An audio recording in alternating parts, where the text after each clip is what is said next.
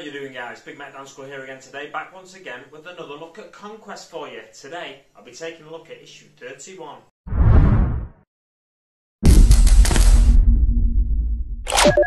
So, slightly different setup this week. You should have all gone to plan.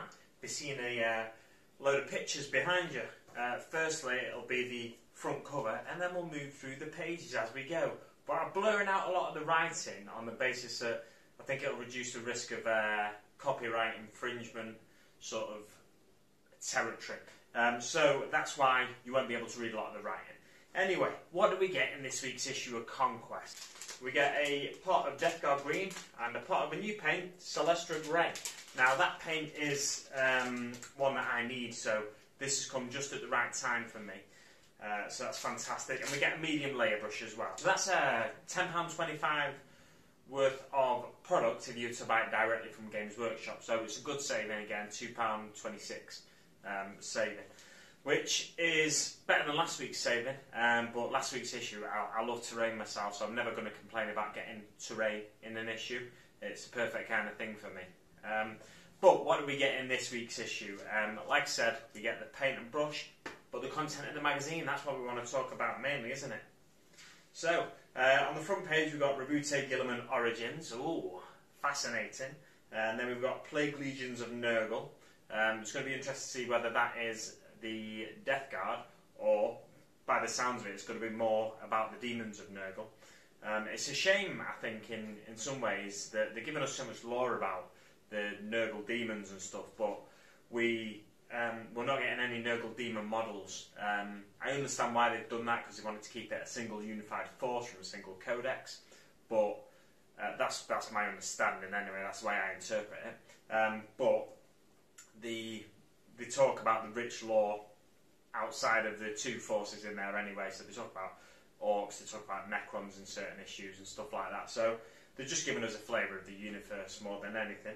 And a painting with Celestial Grey. It's going to be good to see how many pages the painting guide's going to be this time. So the first page, we move on to, hopefully here, the first page, Guilliman Avenging Sun, and then it gives us, on the top right, the standard sort of information. The homeworld of Guilliman is Macragge, the government is monarchy. It's a monarchy, not a... Is a monarchy classed as a type of government? Well, I guess so. If they're the governor of the planet, it's a monarchy system. Terrain, mountainous highlands and large oceans, inhabitants, barbarian tribes and militaristic human society. So this is Macragge back when the Primarchs were scattered across the galaxy. This is the Macragge the young Rabute Guilliman landed upon from his birthing pod, I guess you'd call it, and then grew up on. And then it gives us this story in the grey box here, just to give you a brief overview of the story, and it continues on to the next page as well, this story. It's basically about Guilliman landing on Macragge, and then the scene is set by me just telling you about the militaristic human society and the barbarian tribes. So there's two main kings, or war kings, I think that's what they call them. War kings, that sounds like you're walking though, doesn't it? It's probably not walking. Battle kings or something. There's two main guys basically on Macragge, Galen and Connor. And one of them is sent a vision by the Emperor of Mankind of a boy lay prone on the floor, and he's basically told to go and find this boy and look after him, raise him as if he's your own son kind of thing. So he does that, and then it's Guilliman that he finds, and he calls him Rabute because it means Great One in the language of Macragge. And then Guilliman goes on to become this great recruit in the military and stuff like that, and then Galen decides he wants power, and he doesn't want to rule jointly with Connor anymore, or Connor. So he ends up setting a trap. He pays some barbarian tribes to cause havoc and raid some of the land where the militaristic society rules, and then persuades Connor that this is a great time for Guilliman to test his martial mind. So Guilliman leads the forces that then try and get rid of these barbarian tribes that are raiding these villages, these towns. Whilst he's away, Galen then murders Connor, and Guilliman ends up winning the battle against these barbarian tribes, but then the head tribesman kind of admires him for his militaristic knowledge and proficiency and whatever, and he then starts chatting to him, and he's like, oh yeah, by the way, we were paid by Galen to do this raid, so you might want to get home and see what's going on. So he's coming back to the main city where the two guys live, and he sees these thick pillars of smoke rising up into the air. He's like, what's going off here? And then he runs back into the city, and he's like, oh no, you killed the guy that raised me. You killed Connor. And then he's like, well, I'll just take Connor's sword and I'll chop your head off. So he chops his head off, and then the Emperor turns up and puts him in charge of the Ultramarines. That's the kind of first off, the Macragge Empire expands out into the local star system and planetary system, and more worlds are settled and stuff like that. And then the Emperor hears of this empire rising up in the Ultima Segmentum, and he seeks out the leader of this empire, finds out it's one of his 20 lost sons, Rabute Guilliman, and then he's like, well, you can take charge of the Ultramarines now. And Guilliman, like I think Mortarion did before him, and like so many of the Primarchs, he knows straight away, somehow he just knows that that's his father, if you like, the guy that created him at the very least, and he has some sort of genetic connection to him, but not a father necessarily in the traditional sense, obviously, without going into too much detail. And then, that's a lovely rich bit of lore there. I've not known too much about Guilliman's story before that, and about how he was discovered on Macragge, and those sorts of things. I've touched on it, but I've never looked deeply into the lore of Guilliman and the Ultramarines in particular. They've never been one of my favourite legions or chapters, so I've not felt the need to delve into their lore and history. On to the next page, A Brotherhood at War. We've got more about the Space Marine chapters throughout the 10,000 years between the Horus Heresy and the current 40,000 Warhammer 40,000 setting. So first we've got the Forging, Apocrypha of Davio, a great and holy document, attempts to list all the chapters of the Second Founding. It's a worthy work, but remains incomplete. Then there's the Howling, in relation to some Black Templars campaigns, and the Time of Trials, Nova Terror Interregnum, Blackstorm Battles, and the Abyssal Crusade, all storied times in the history of the 41st millennium. If you want to know any more about that, I suggest you go to Warhammer 40k Wiki, or go to Lexicanum on Google, and just type in one of those titles, and you'll learn so much about that. Then on to the next page, it's a time of ending the 41st millennium. There's times such as Conquest and Heresy. Lord Commander Solar Macarius musters the greatest army the galaxy has seen since the Great Crusade. He sets out on a war over 7 years. There's 100 Space Marine chapters involved, and they conquer something like 1,000 planets in just 7 years. I think it's 1,000 planets. Yeah, 1,000 worlds in just 7 years. Interestingly, I've just been listening to a podcast that covered the Macarius Crusade.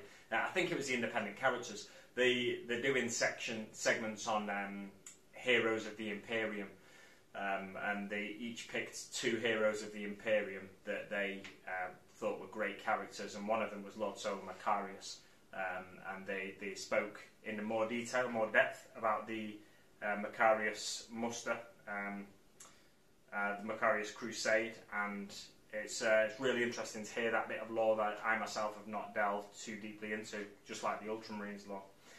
So definitely check out the Independent Characters podcast if you're a fan of podcasts. And then there's the Badab War, which is again another story time in the 41st millennium. The Third War for Armageddon, Maelstrom Threat, where certain characters from the Bad War reappear. Gilliman Awakens, when the Inari and Belisarius Call go and wake Gilliman up from his 8,000 years in stasis or whatever it is. And then there's a new breed of Space Marines, the Primaris Space Marines, and the To Shield the Shrine World. So Demons and Traitor Legions attack Shrine Worlds of the Imperial Cult. Black Templars launch crusade after crusade in order to break the sieges on these worlds, and are aided by many fellow Space Marine chapters, as well as all the soldiers the Adeptus Ministorum can muster. So it's just a history of war throughout the Warhammer 40,000 setting, really, over 10,000 years. So it's a really rich history, as you can tell. If you've not been able to tell from previous episodes of this Conquest series, it's so rich, the lore. I think I was listening to Voxcast, the latest Voxcast with Dan Abner, and he was saying it's the lore in the Warhammer 40,000 setting is as rich, if not richer, than the likes of, or definitely comparable to the likes of Star Wars and Star Trek, and these massive galaxy-spanning settings that exist on the big screen and on the small screen.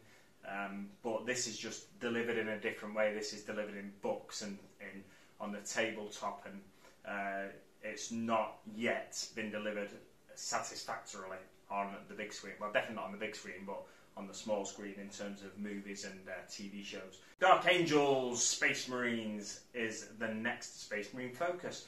So it talks here about how Dark Angels are one of the chapters that veer from the recommended, veer from compliance to the Codex Astartes, basically. They have their own way of thinking, their own way of deploying, their own way of mobilising their forces in order to try and achieve their goals, as well as the wider goals of the Imperium. Well, first off, let's talk about the chapter name is the Dark Angels, Homeworld, Caliban, which has been destroyed, and they float around on this, I say they float around, they attached engines to one of the bigger chunks of Caliban that remained, and they use it as a massive space-borne ship, basically. And the Primarch's Lionel Johnson, major engagement, Siege of Vrax and the Siege of Fenris. The Siege of Fenris is a relatively recent event in the 41st millennium. Yeah, the Siege of Fenris. Look into it on Lexicana if you want to know more about that, or look out for the Warzone Fenris campaign books from GW. There was 2 of them, I think, and they're going to contain the most accurate lore, I guess you could say, regarding the subject. Interestingly, at the bottom of this page, it has these snippets. I think I've touched on them before. These little snippets, little captions at the bottom of each page, or a lot of the pages. And on the bottom of the Dark Angel page, it says, "A moment of laxity spawns a lifetime of heresy." Now, I have wondered in the past whether they select what pages they're going to put these little quotes on, these little captions on. But this leads me to believe that they probably do, because a moment of laxity in the Dark Angel's past has spawned 10,000 years of heresy, where half of the Legion almost fell to chaos. Half of the Legion followed Lionel Johnson's right-hand man, Luther, and they were sort of shunned by the Primarch and sent back to Caliban to train new recruits and stuff like that, and Luther saw that as I think a slight against him, when Luther was the one who found the Lion, or was definitely involved in the Lionel Johnson, in his upbringing, training, in bringing him into the knightly orders of Caliban and those sorts of things. And because he felt slighted that the Primarch had pushed him aside, he was preyed upon then by the forces of chaos, as they so often look for weakness and for doubt and for all sorts of negative emotions, and the chaos forces prey upon them and then lead previously loyal people astray, and sort of influence them and take control of them in many ways. So yeah, half of the Dark Angels Legion fell to Chaos, and they're now the Fallen, and the Dark Angels hunt them in the 41st millennium. Sometimes, above all else, they, you know, if there's some Fallen on a battlefield where the Dark Angels are involved, they'll focus all their efforts on capturing the Fallen and trying to get the Fallen to repent for their sins, and then they'll execute them, basically. So I think it's a big secret in the Dark Angels Legion. The higher up the Dark Angels orders you go, when you get into the first company, you get to learn all the secrets of the Dark Angels and the secrets of the Fallen, because the wider Imperium don't really know of the Fallen. There's whisperings and stuff, as with all sorts of things in the 41st millennium, but it's something that the Dark Angels hide quite well, somehow, from everybody else. And then after the Dark Angels, we're on to the Plague Legions. So the Plague Legions, it's all about Nurgle's demonic legions. It covers a couple of pages, and it talks about how it talks briefly about how they're organised. I won't go into too much detail on that. You can read it yourself when you get the issue. So it talks about Nurgle's Garden and the epidemic legions, and they grow endlessly in number, seemingly small attacks turning quickly into rampaging outbreaks of destruction and death. It talks about a couple of different tactics that certain legions like to employ, and it does that on the next page as well. So, onto the painting guide now. So the painting guide, firstly, it concerns Celestial Grey. We've got a new paint. We need to know how to use it, of course.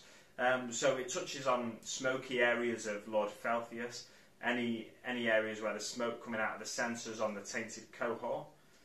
And flicking the page over, it does that for a second Tainted Cohort model. Then we move on to the Redemptor Dreadnought, just picking out those rockets in the rocket pods on the chest of the Redemptor Dreadnought. And then it goes on to the Chaos Rhino to pick out, interestingly, the lights on the Chaos Rhino. Whenever I've seen lights painted on GW vehicles in the past, in official GW artwork, typically you see it in like a yellow or an orangey colour or something like that. You don't typically see it in just like a whitish colour. So it's interesting. I wonder whether, when we get a glaze paint later on in the subscription, if we're going to get like a yellow glaze paint, if they're going to make us go over that with yellow or something like that. We'll have to wait and see. And then there's more how to paint Death Guard details. So this is, we've had these models and the paint we're going to be using, or the paints we're going to be using for quite a while now. But they feel, because I think that some of the previous issues have had shortened painting sections, this is the right issue to put how to paint Death Guard details in. And it's Rakarth Flesh and Agrat Earthshade mainly that we're using, and it's picking out all the bony areas on the Death Guard, which we'd previously painted black, so it's picking out those areas. You can leave a bit of black showing in some of the recesses if you want to, just to define it a little bit more, and then go over it with Agrat Earthshade, and that takes place over 4 pages more or less. They give you, typically as they have been doing, a page where there's the front of the miniatures and then there's the back of the miniatures, and then again it talks about using Rakarth Flesh on your Poxwalkers here, on all those bony areas sprouting out of the backs and the heads and stuff like that. So it's a nice little painting guide, and it really does bring the Death Guard miniatures to the next level, I'd say, because previously I felt the Death Guard miniatures were kind of underpainted, so it's good to see that they've not they're not just rushing ahead with the Ultramarines and leaving the Death Guard behind. They are going back to the Death Guard when they've got time in certain issues that don't have models in. Okay, so then it's on to the last couple of pages.